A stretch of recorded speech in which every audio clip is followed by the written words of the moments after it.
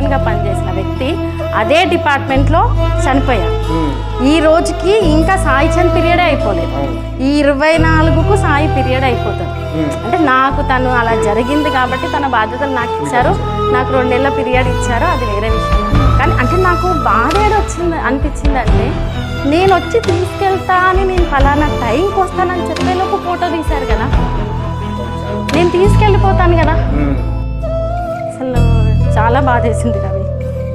ఏదేమైనప్పటికీ అంటే పదవులు బాధ్యతలు అవన్నీ తర్వాత, నేను చాలా హ్యూమానిటీ యాంగిల్లో ఆలోచించే మనిషి.